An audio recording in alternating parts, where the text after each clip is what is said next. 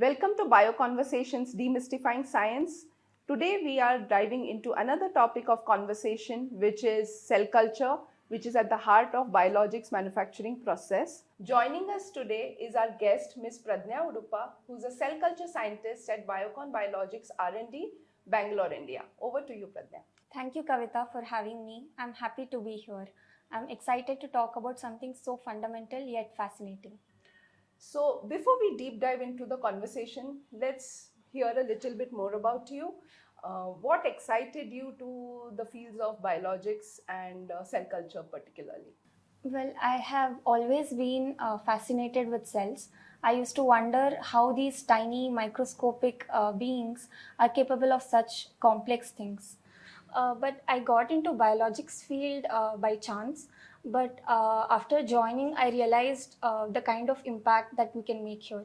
When you can do something so deeply gratifying and that also fascinates you, nothing like it, right? Right. Yes, that's very true. And cell culture is so fundamental yet so important for the work that we do at Biocon Biologics. So one of the most important question is, what is the 101 on cell culture? I mean, if you were to explain cell culture to a layman or a student, how would you explain? I would say imagine you're a farmer, but instead of growing crops, you're growing living cells. Just like how these crops need nutrients, soil, water, sunlight, the living cells also need similar nutrients. This is nutrients in cell culture media.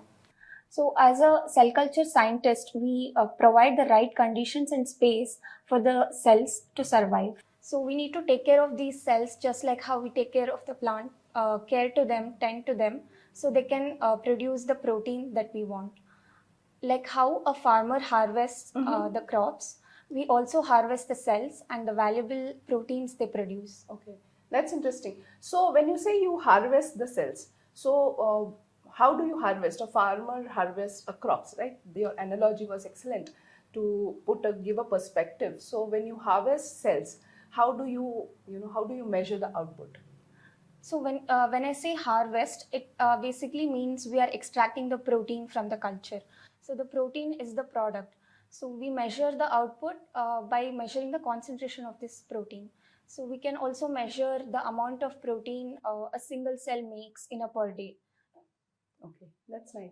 So when you are manufacturing the cell, manufacturing your biologics protein, what are the things that you need to keep into mind when you're growing the cells? Say, for example, how do you know what the cells need, and what are the things that the cells need? Since you mentioned that cells is equivalent to food, so what are the cells if you grow them? What kind of food and what kind of things do they need to survive? No, it definitely varies from cell to cell. It could be a common cell culture media, what we call the food for the cell. It usually has vitamins, amino acids, sugars, and salts. But then the amount of each component that we provide varies from cell to cell. So, as a cell culture scientist, we optimize these needs and tailor the conditions. For example, when I say nutrients, it's nothing but the cell culture media in which the cells grow. So the food that you give the cells is essentially a media. Right. So the media contains a lot of things. Right. So what are these basic things that they need? Like how humans also need, fruits, vegetables, and vitamins, minerals. So is it similar for cells as well? Yes, it is similar for the cells as well. So this media contains a balanced mixture of vitamins, amino acids, sugars, and some salts. Again, like I said, the need varies from cell to cell. So we need to optimize. What kind of cells do you work with? We usually work with mammalian cells. For example, CHO cells. It stands for Chinese hamster ovarian cells. But it's not limited to just mammalian cells. We also work with microbial cells such as yeast. So so you mean to say the requirements of a mammalian cell is different than what it would be for a microbial, for example? Yes, definitely. So how do you ascertain what a cell needs? How do you know that whatever you're providing to the cells is helpful for them to grow? To know that everything is going okay, we monitor the cells for their health. So if the cells are healthy, then everything is going fine. It takes quite a few experiments to see what the cell needs. We observe microscopically, we assess the health of the cells, we measure the nutrients, the rate at which the They grow. nutrients are being consumed, the rate at which the cells are multiplying. So we assess all these factors and then determine if we are providing them the right kind of nutrients. So when you assess their growth, so this is all a very continuous process, right? So you also have to ensure that cells grow at a particular rate and for several days. So how many days does it last? The growth, for example, typically. Typically, the cells can grow up to 14 days, provided that you are adding nutrients to them, like periodically. If you do not, then they'll stop multiplying and growing probably in 3 days. Oh, so then you have to continuously track it. Yes. So, it's a round the clock job. Yes, essentially. definitely. Yeah, so you have to continuously monitor them and their growth of root and growth. Yeah, that's nice. So when you develop a process in the lab, you're an R&D scientist. So when you develop a process in the lab, are you, and you're talking about scaling up when you take this process into manufacturing. So is the same team involved in doing experimentation at scale as well? How do you work with manufacturing teams to scale up your medications? Yes, definitely. It's a collaborative exercise, but there is also a huge role for cell culture scientists in scale up, because when we develop the process, we ensure that the process is scalable. Because it is important that we should be able to produce the protein in commercial quantities. Right. So I'm sure all this is not very easy, and it's not as easy as you make it sound. Say, what are the key hurdles that you face? Have you encountered a situation where the cells stop growing or they don't grow? Yes, cell culture can be unpredictable. So the cells are sensitive and sort of moody. Even if there is a slight shift in pH, temperature, or any of the conditions, they behave differently. Another hurdle is contamination. So our environment is full of bacteria and fungi.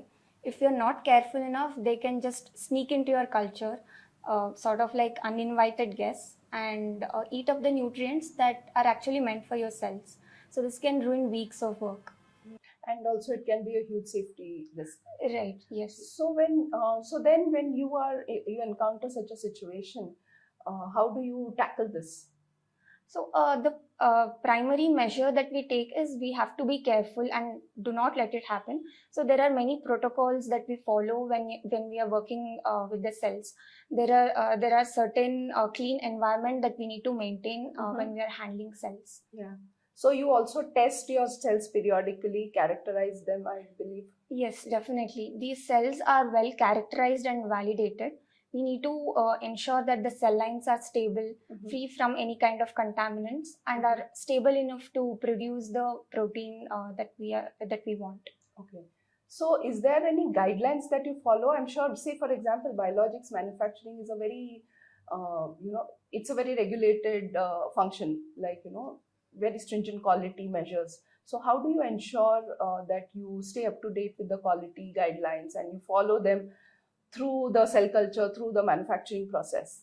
Yes, following all the quality guidelines is very important. There are many guidelines given by regulatory agencies. So when we are in the process of handling the cells, and also once we have harvested the protein, we follow all these guidelines very strictly. Very strictly. I'm sure that this is a very fruitful and rewarding way to work and ensure that your product essentially meets patient needs and you are able to do a lot of things right from the start. So what are the things, I mean, Biocon Biologics R&D is known for its innovation. So what are the things that you are interested to work in, and what are the newer things that you're working on? Well, there is so much happening right now, but one of the main aspects is automation. Many of the tasks in cell culture can be repetitive, like sampling, daily monitoring, addition of nutrients. Yeah. So with advancements in AI and robotics, we can make these tasks automated.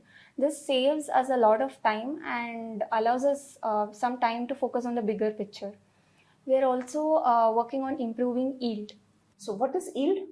So yield is the amount of product the cell is making and how efficiently it is making. So we need to work on improving yield because it helps in bringing down the cost of the medicines, which will make them more affordable and accessible to the patients. So what is the typical day in the life of a cell culture scientist? If I were to ask, because you mentioned a lot of the tasks can be routine. So how Right. does your day typically start, and what does the scientists do?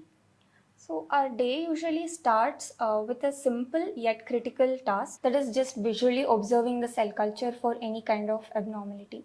Later we go on to assess the health of the cells, check if they need any kind of nutrients, verify that the optimum conditions are being maintained.